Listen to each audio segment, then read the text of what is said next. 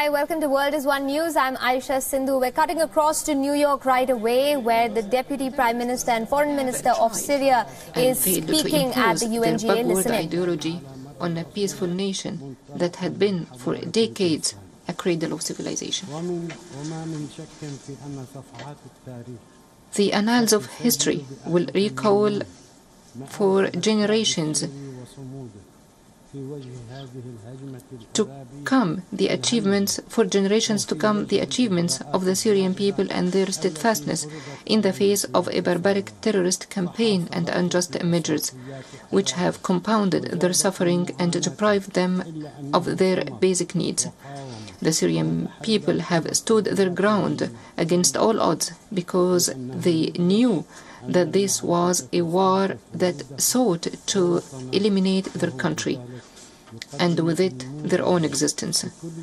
They are an example to follow by any people who might face now or in the future similar attempts to break their will and deny them their freedom and sovereignty.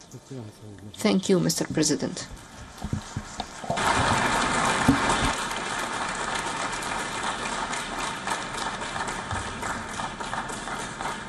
أشكر نائب رئيس مجلس الوزراء وزير الخارجية والمغتربين الجمهورية العربية السورية. I thank the deputy. Let's go across to my colleague Ramesh Ramachandran, who joins us live on the broadcast for more on that story. Ramesh, among the things that were just said by the Deputy Prime Minister and Foreign Minister of Syria, he said that quote, cannot understand the silence of international communities over the crimes committed by the Islamic State, end quote. Who do you think this part of his statement was directed towards?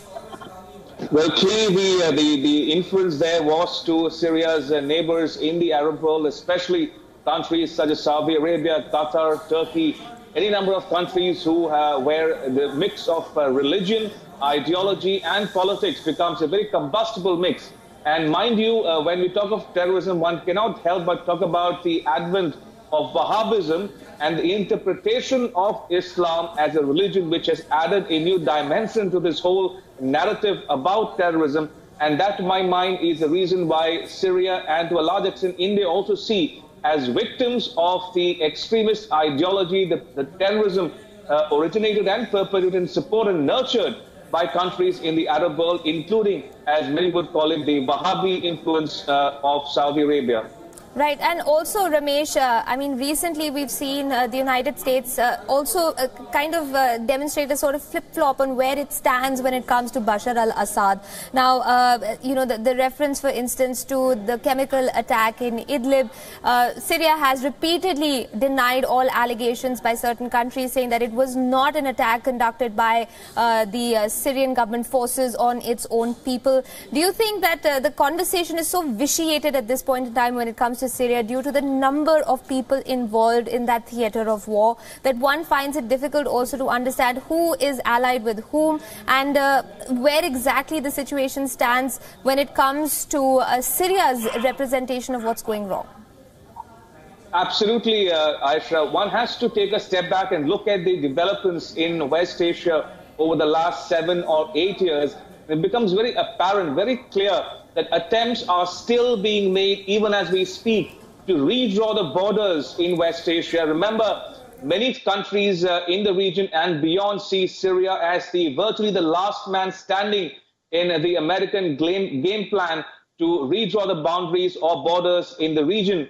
And that, to my mind, is an example of the new game of geopolitics being played out in the region. Remember, Iran and its arc of influence spreading all the way from Iraq through Syria to Lebanon poses the biggest security threat to countries such as the US, which are extraterritorial powers in the region, and also the US allies in the region, namely Israel. And what we're seeing now is a clear confrontation building up between the US and its allies on the one hand, and countries such as Syria, Iran, Russia on the other hand. And the attempts, as I said, are still being made to redraw the borders. And that, to my mind, is the next big challenge facing countries in the region, especially Syria. Remember the October 1 referendum happening, which has been planned for by the Kurdish people in Iraq, is seen as another step towards a de facto partition of some countries in the region, especially Iraq, Syria, and so on. So clearly, this is another,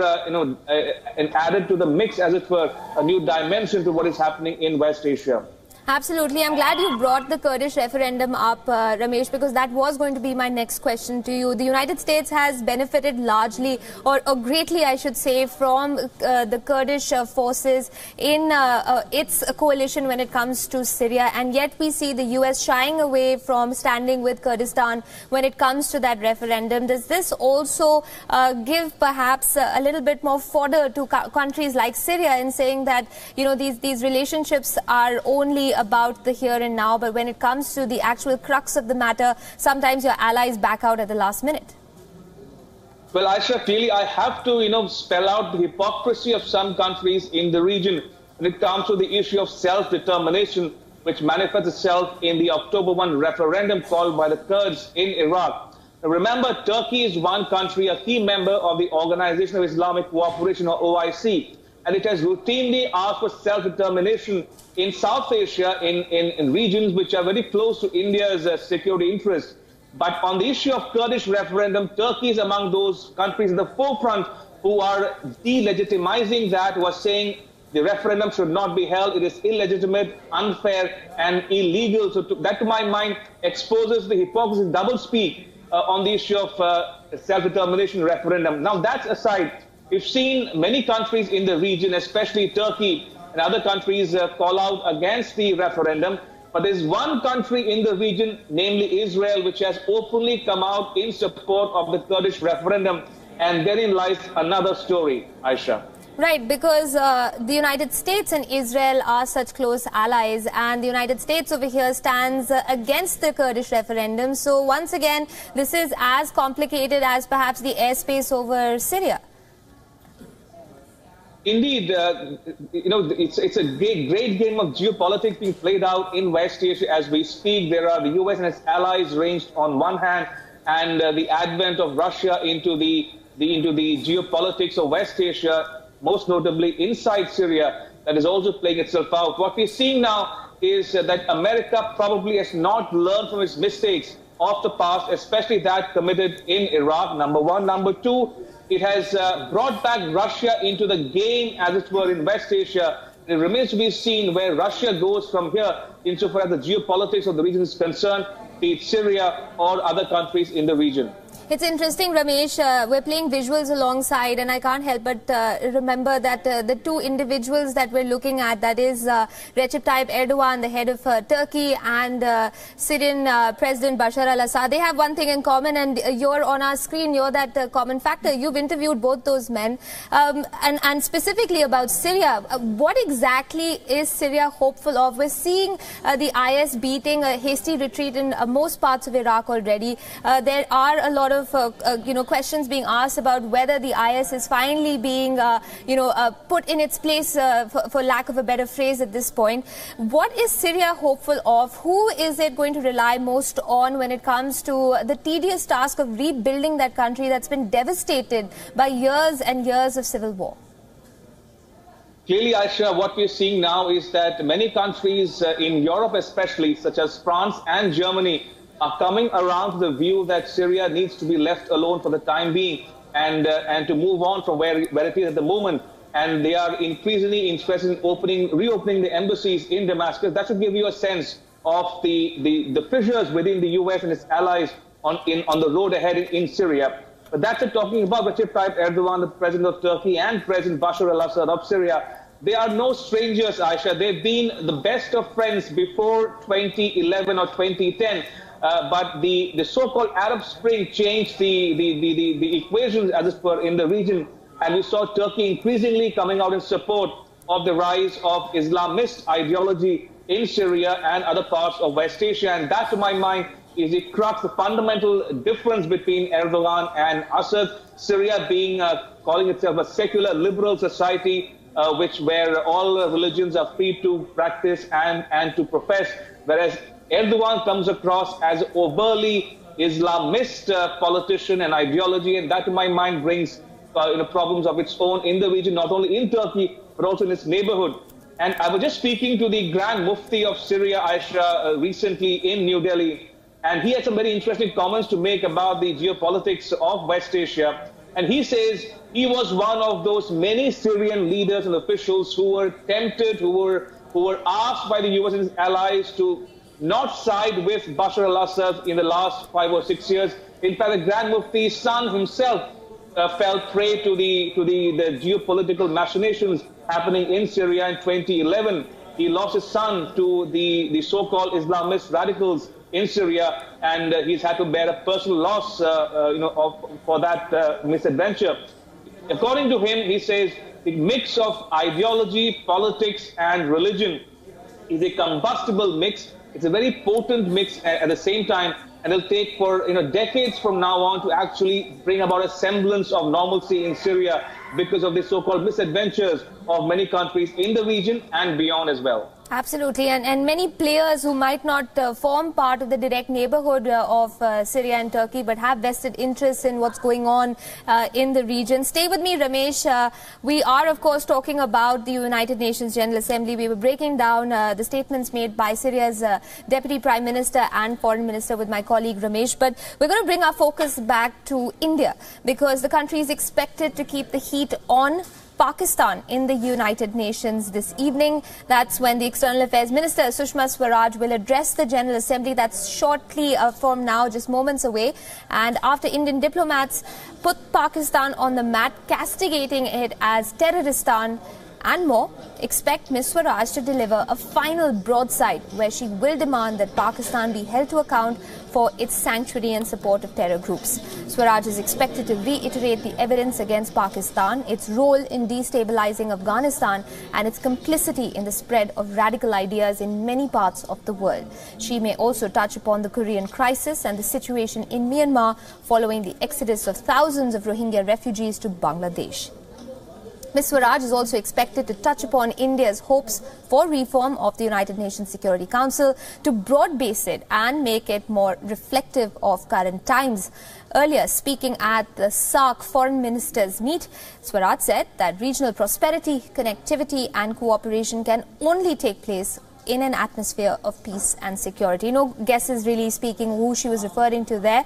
The External Affairs Minister said, and I quote, "It is necessary for our region's survival that we eliminate the scourge of terrorism in all its forms without any discrimination and end the ecosystem of its support." End quote. Clearly, the terror theme, which has dominated the Indian discourse at other regional fora, will also resonate at the UNGA. So let's talk about what is going to be Ms. Swaraj's tough stand on terror when she addresses the UNGA shortly from now. Joining me on the broadcast is my senior colleague Surya Gangadharan in the studio with me. Ramesh Ramachandran continues to be with us on the broadcast as well. Surya, Osama bin Laden, Mullah Omar, Masood Azhar, Hafiz Saeed, the list is endless. I mean, the gumption of the JUD even considering floating a political party, the Milli Muslim League. And, you know, I had experts from Pakistan on one of my shows earlier, and I asked them that the EC, the Pakistani EC, has struck down the papers of Milli Muslim League. But why did it happen after Donald Trump's announcement of his South Asia strategy? Why did it happen after the Xiamen declaration? I mean, the papers were submitted months ago. So does this clearly show that Pakistan's response to being called out on terror is always reactive and not proactive?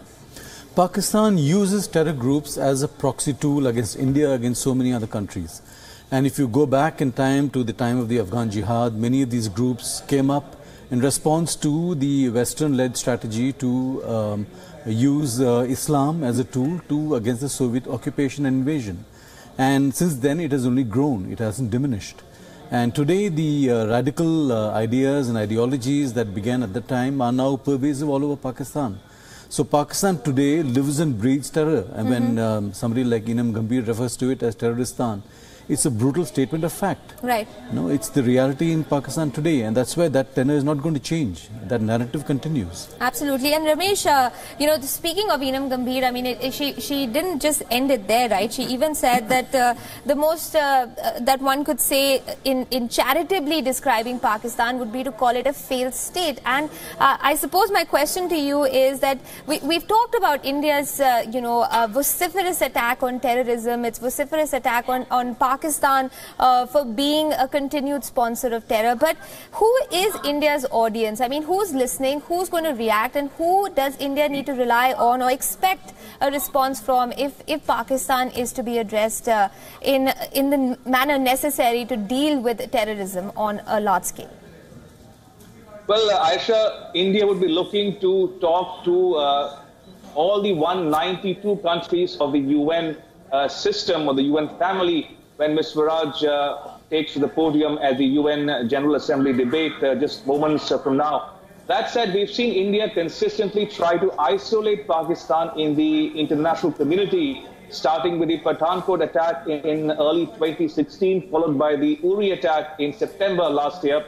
And since then, we've seen a consistent pattern of preoccupation, as it were, of the Indian diplomats, be it at the G20 summit in China last year, or the East Asia summit last year, or even this year's the BRICS summit held in China just weeks ago. The focus and the energies of the Indian diplomats have been to lean upon the international community to understand where India is coming from, the dangers or the threats posed by terrorism emanating from India's immediate neighborhood, namely Pakistan, which affects India, Afghanistan, all the other countries in the region and beyond. And to my mind, the international mood may be beginning to change in favor of India and against Pakistan. Remember, Pakistan's two biggest benefactors, namely the US and China, have in recent weeks indicated in no uncertain terms that thus far and no further, Pakistan must begin to set its house in order. We saw that for a glimpse of that in Trump's South Asia strategy, Aisha, where India was given a more influential role in stabilizing Afghanistan, and also at the BRICS summit held in Xiamen, China, where China for the first time came around to India's view and support India's position by specifically naming terror groups operating from Pakistani soil, namely the Jaish-e-Mohammed, which, by the way, is a banned terrorist organization proscribed by the UN, no less, whose leader, Masood Azhar, is still at large. And India wants China and all the other countries to impose a UN ban on Masood Azhar as well. So clearly, the sentiment, the global mood may be changing as we speak, Aisha, but the fact remains there's a lot of ground to be covered for the world community to come together in solidarity with all the victims of terror, including India. Remember, India first moved to the Comprehensive Convention on International Terrorism, the CCIT, way back in 1996. Right. That's more than 2 decades ago. And even today, we're debating on the semantics, who is a terrorist, who is not, what constitutes terrorism, what does not. So clearly, a lot of ground to be covered by all the members of the UNGA.